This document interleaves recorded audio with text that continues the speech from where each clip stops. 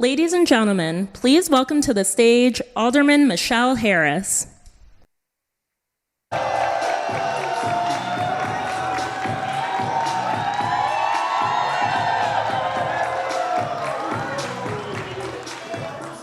Hey! Good morning, everybody. Good morning. It's great to be here in historic Grand Crossing Park.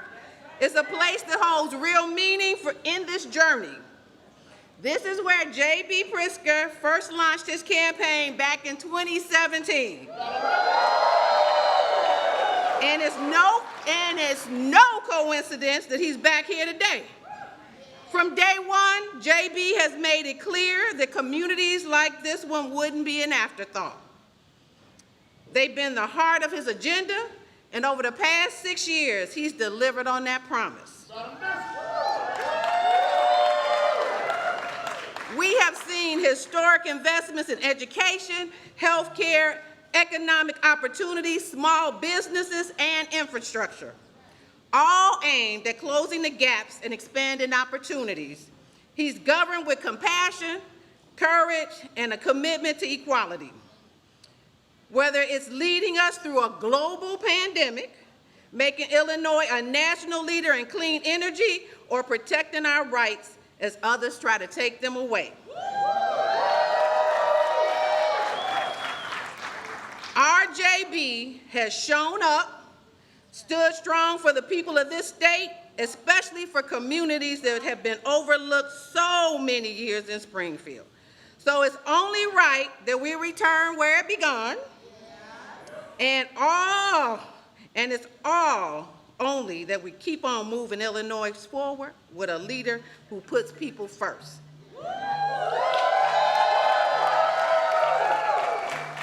I am so proud to stand with Governor JB Pritzker in the fight because he stands with us.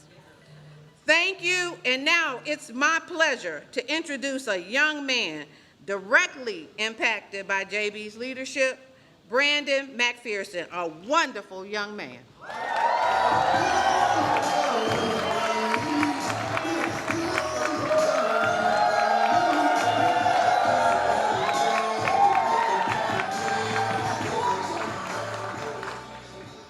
Let us extend our appreciation once more for Alderman Michelle Harris. Good morning, friends, families, and neighbors. My name is Brandon McPherson. I'm a proud graduate of 548 Clean Energy. On behalf of 548, I express sincere appreciation for this transformative program and extend our gratitude to JB Pritzker for his dedication and contributions. It's thanks to Governor's Climate and Equitable Jobs Act that this program exists. Growing up on the east side of Chicago, I was exposed to gang violence and experienced the loss of friends that did not have the benefit of the traditional upbringing. Despite these challenges, I received support with that backing and resolve to defy the odds. My inherited drive to learning and creative endeavors was significantly fostered through the introduction of 548. Facilitated by Chicago Jesuit Academy, this experience marked a pivotal turning point in my development. Through strategic networking, I have cultivated relationships with individuals who have contributed to my knowledge base and solidified my aspirations of becoming a successful young professional in the Chi. As a solar technician for Knoblesdorf, I am managing multiple projects across the various regions. I am currently in my second year of electrical apprentice, and I am proud to say I have earned 13 certifications.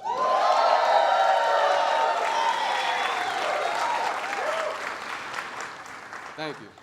I am deeply appreciative of the opportunity to contribute to this initiative. I would like to express my sincere gratitude to JB Pritzker and his team for their support in funding the 548 program and putting communities like mine at the heart of clean energy. This has provided a transformative experience for myself and other young individuals. I am enthusiastic about sharing the significant impact this development has had on my life and what it means to have a governor who cares about us.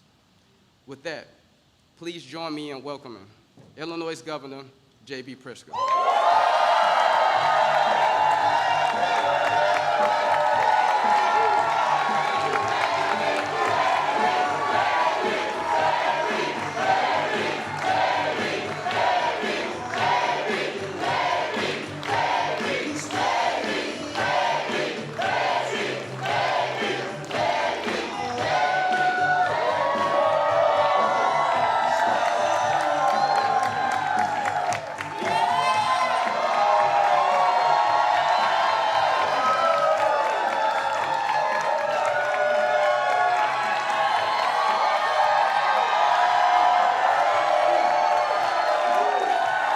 Well, good morning, Illinois.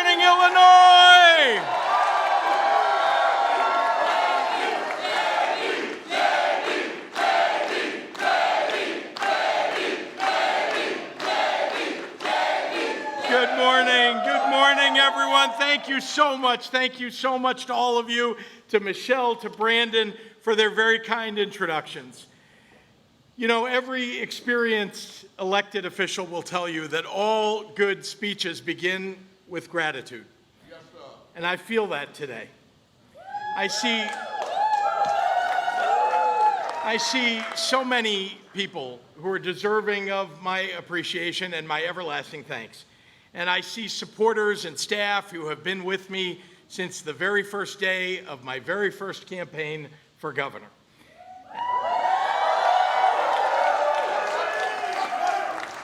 I see friends and allies who have become part of our family along the way. And I see in your faces the battles that we have won for the people of Illinois, the struggles that we have lost, and the hope that we all carry for our future. A hope that is at times brave and brash and essential. And I've needed every single one of you on this journey, and I will spend a lifetime being grateful that you have shown up for me and for our state so many times in so many ways. That's especially true of our irrepressible and irreplaceable First Lady of Illinois.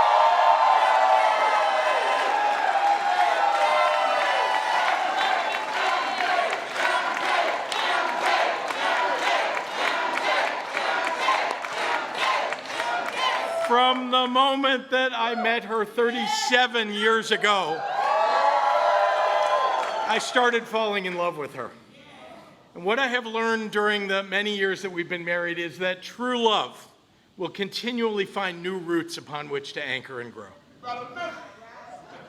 And I thought I knew all the ways that I loved her. I had watched and learned from her a real partnership in marriage, in raising our kids, and in building the lasting foundations of a happy life together. But then we started down this crazy adventure of a road of running for governor and serving our state. And my love for my wife found new anchors. I see her smiling at families watching the parades, or bidding against me for the prize steer at the state fair, or sitting across from me at our kitchen table advocating for incarcerated women, or writing a book about our state's history and the governor's mansion. And I see this beautiful, accomplished woman, the mother of our amazing children, has found in this experience new ways in which to make this world better. And all I can think is, no man has been as lucky as I am to be loved by a woman like her.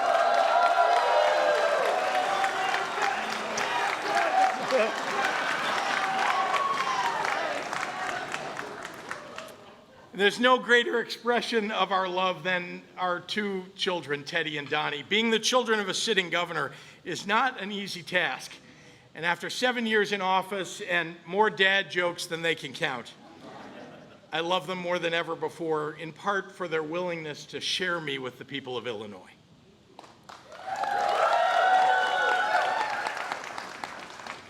All great journeys begin with a small set of risky steps, and then a leap into something much bigger than yourself, with hope that the weight of your expectations and the magnitude of your obligations together become the fuel that lifts a rocket and not ballast that sinks a boat. A little over 8 years ago, I stood on this stage in this room. My hair a little less gray, my kids a little younger, my wife seemingly undaunted then as she is now. And I announced my campaign for governor of Illinois. And when I picked Grand Crossing as the site of my kickoff event in 2017, there were a few in the press that noted that this is a location of a famous train wreck. I hated the cynicism inherent in that observation. After all, the city of Chicago is built on top of the ashes of a famous fire. I came here then, and I come here today, knowing that no place should have to live its future in the shadow of the most tragic hour of its past. every community's story deserves new life in a new age. So too a state. At that first campaign announcement, I felt all the gravity of the expectations and obligations of the office that I was seeking that day. I knew I was an unlikely candidate. I knew I had a lot to prove. And I knew that there were some standing in that crowd looking at me and thinking, this guy? And during that first campaign, I initially was greeted by voters with skepticism that's shaped by a history of shady politicians in our state, along with a real begrudging desire to elect a governor who would make things better for working families. I think you all know me well enough by now to know that I like waking up with something to prove. It keeps at bay the creeping apathy that infects so many politicians these days. That fuel drove me to every corner of this state to show up for more meet and greets and candidate forums than I could count. And that fire gave me the audaciousness to ask a state representative and discerning policy wonk who had slayed a pro-Rauner Democrat and was endorsed by Barack Obama to become my running mate, Juliana Stratton.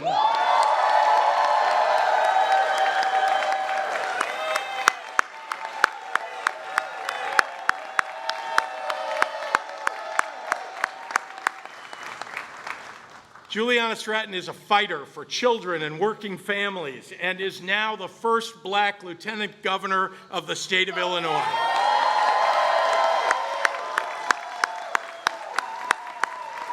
Now, when I took office in 2019, I was determined to treat this state and its people with the dignity and care and respect that was long overdue. As governor, I wanted to prove to people that our problems are solvable, our people are applaudable, and our accomplishments were laudable. I wanted to set a standard for my successors that if you desire to hold this office, you must be first in line to sing our state's praises and last to belabor her shortcomings. I want it to be the expectation and not the exception that if you want to be governor of Illinois, then you'd better love her like she deserves. Through 3 presidential administrations, 2 polar vortexes, and 1 Chicago Pope, through butter cows and Bud Billiken parades and budget battles, through the Chicago River turning green and the Chicago suburbs flipping blue, through 7 State of the State addresses, through a spring where we lost Roe v. Wade, and a summer when we lost George Floyd, and a fall when we lost the White House. Through friends and family gunned down in both Highland and Hyde Parks. Through the long days of COVID where time seemed to slow down and then speed up and then stop altogether. Through all the moments of grief and all the flashes of joy, all the high highs and the low lows, through every challenge and every triumph, I have grown to love Illinois even more. I have wished that the times that we live in would approach a little more gently. I have wished that the crises we face would come a little less frequently. I have wished that our little section of history, the timeline we have been blessed and cursed to carry, could be a little more ordinary, and a little less extraordinary.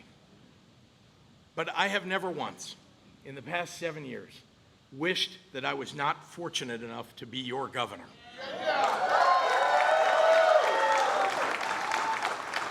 And when the burden of responsibility has felt heavy, well, then I remind myself that tremendous pressure can shape beautiful things.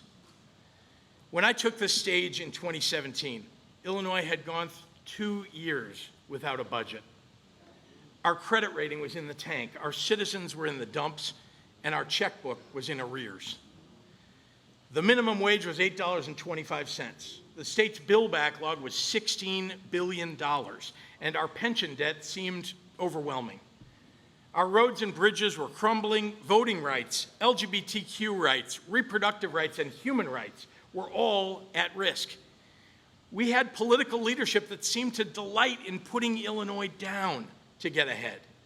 They had only one story to tell about our state, and they told it with relentless pessimism, backed up by a series of lies.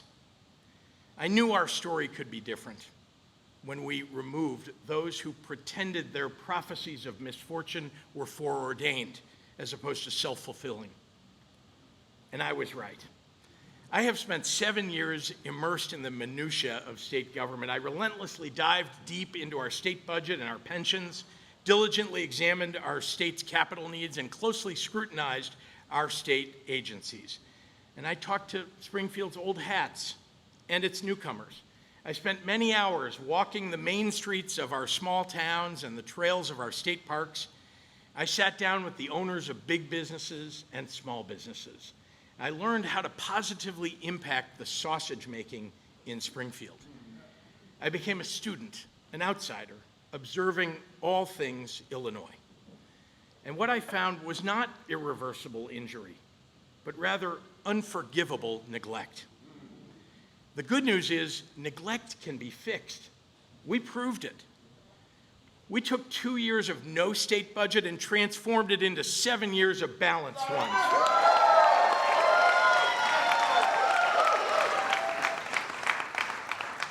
We inherited a multi-billion-dollar bill backlog, and we paid it off.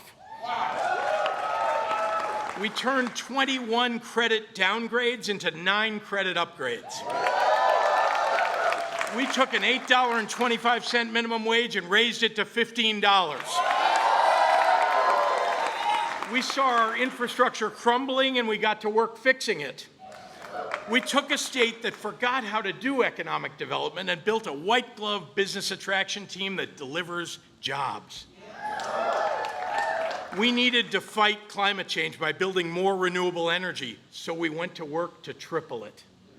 We knew education needed to be world-class, so we nearly doubled MAP grants. We raised teacher pay, improved community colleges, and invested in early childhood.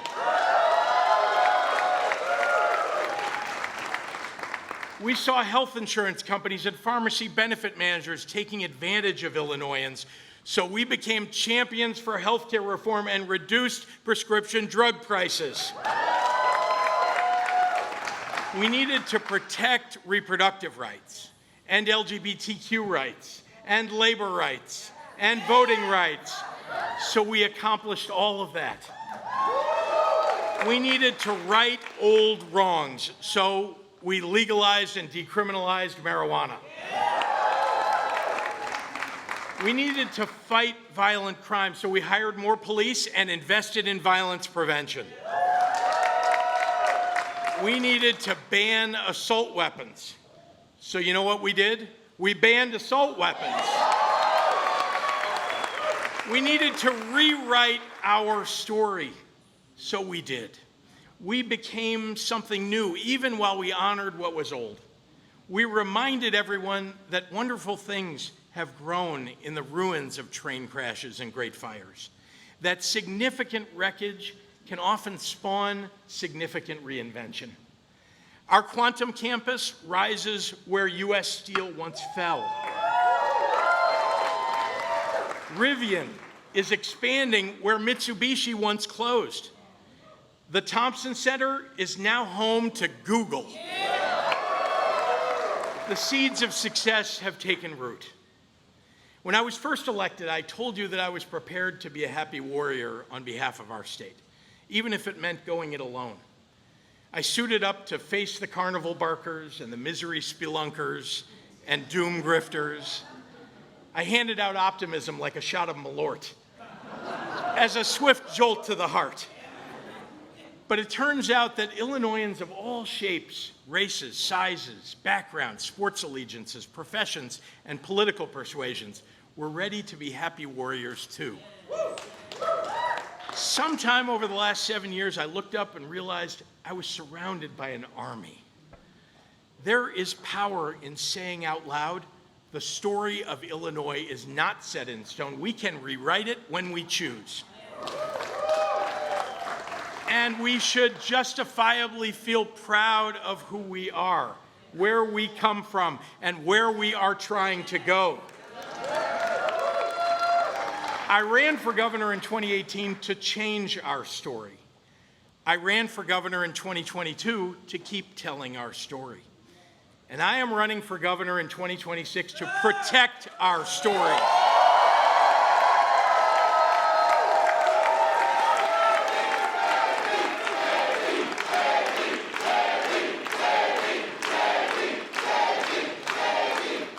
Because our story is now one of fiscal responsibility, of social accountability, of modern adaptability.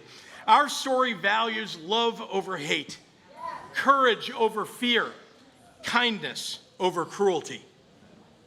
Our story doesn't have a cult telling us what to believe, or sycophants telling us what to say, or a king telling us what to do. Let me be clear. There's no mission accomplished banner to stand under today. Yes, we have addressed so many of our old problems, but new ones always arise. History is an endless relay race. Our job is not to look for the finish line, but to protect the baton as we run our assigned leg. But we have work to do. I have work to do.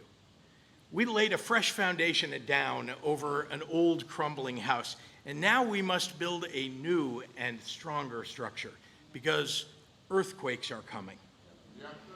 Our nation sits on the precipice of an economy that will be reshaped over the next few years by the innovations of artificial intelligence.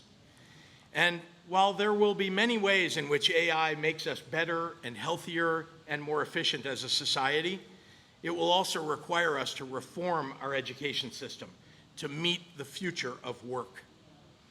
In that context, we must create an American economy whose sole purpose is not to make a small amount of very rich people richer, but rather one that provides good, stable, middle-class jobs that pay enough to afford to buy a house, raise a family, and live a fulfilling life. We must reckon with the fact that everything is too damned expensive. From groceries to concert tickets to mortgages to cars to healthcare, we have created a world where one job isn't enough to raise kids, one salary not enough to own a home, and one lifetime of work not enough to earn retirement. And the answer does not lie in tariffs that tax our workers, budgets that gut Medicaid, and Doge bros that strip research funding from our universities. Instead, the answer starts with growing Illinois' economy, with relentlessly pursuing the industries and jobs of the future. We must continue the work started by my administration to attract and grow businesses here. That takes continual investment in world-class airports and railroads, in our bridges, in our river ports, peerless institutions of higher learning, protected fresh water, abundant clean energy, well-designed urban landscapes, and nutrient-rich rural farmland. But nothing at all is more important to grow our economy than the quality of our people. And we must protect that, because we have a workforce that is second to none.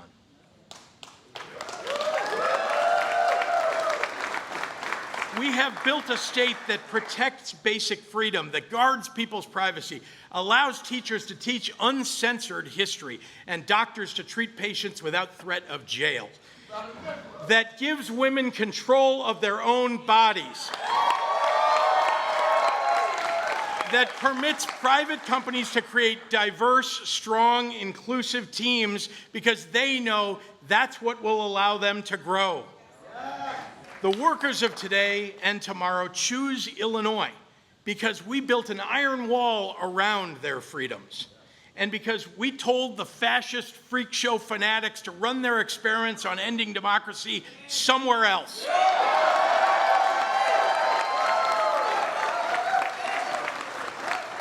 We must reckon with the fact that we have a broken healthcare system in this country. And despite universal recognition of the abuses of insurance companies and pharmacy benefit managers, we're not doing enough to curb their malpractice. Republicans have attacked healthcare for so long that sometimes Democrats forget that we were once the champions of healthcare reform. We let Republican talking points and insurance money creep into our policymaking, and the public has suffered as a result. So last year in Illinois, we prohibited prior authorization for mental health care and banned junk insurance plans that cheat consumers. And this year, we reined in pharmacy benefit managers so we could lower prescription drug prices. And we put a plan in place to provide to ordinary Illinoisans a cure for sickle cell anemia that previously was available only to the ultra-wealthy. But there is so much more to do. How about allowing doctors and patients to make their treatment decisions free from interference from insurance executives? Or making mental health care as accessible as physical health care? Or making available to everyday Illinoisans the next round of groundbreaking new cures of everything from cancer to diabetes to Alzheimer's? To the lobbyists for the insurance industry and nursing homes and pharma companies, money can't buy you love in my administration. Come to the table with ways to fairly and more affordably serve your customers' needs, or be forced to do so. And I will not get tired of this fight. I will be relentless because our families can't take it anymore. Illinois, we have made big progress over the last 7 years, but we have big challenges ahead. And while it is certainly tempting to lay all of it at the feet of the megalomaniac narcissist in the White House and his malignant clown car in Congress, the hard truth is that we all share some of the blame. For too long, politicians have chosen what is safe over what is bold. It's time to take our cues from the young people, showing up and shouting out that you can't abandon the fight before you even get started.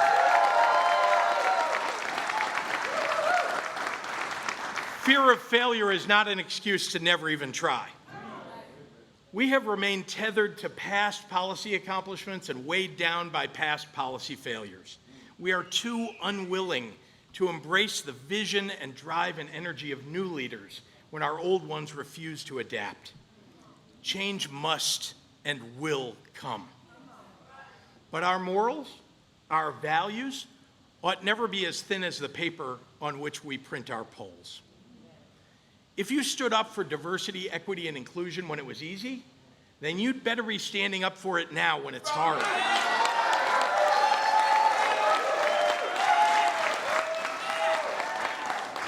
If you protected the rights of the LGBTQ community and immigrants and black and brown people 2 years ago, well, then you'd better not abandon them today. Because let me tell you something. Of all the unbecoming qualities that Americans hate in their politicians, they hate cowardice the most. I'd rather lose standing up for what I believe in than win by selling out those who believed in me.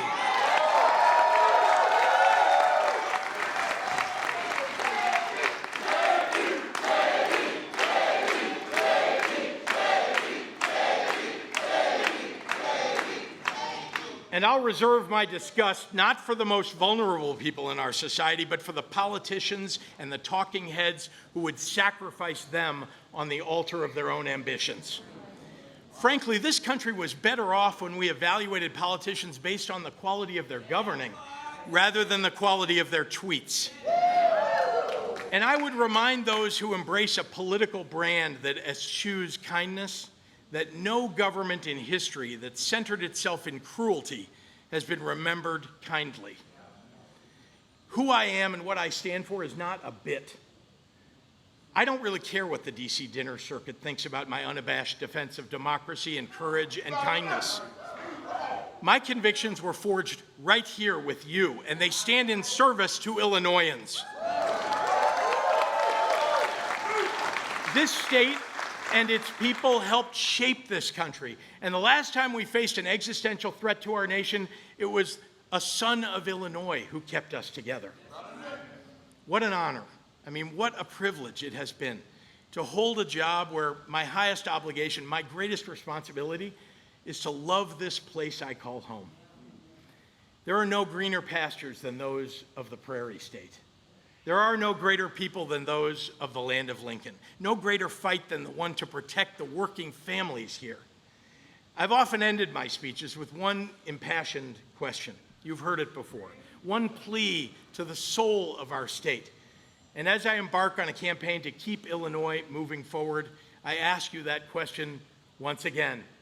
Are you ready for the fight? Illinois, are you ready for the fight? God bless our country, God bless our troops in perilous times, and God bless the great state of Illinois.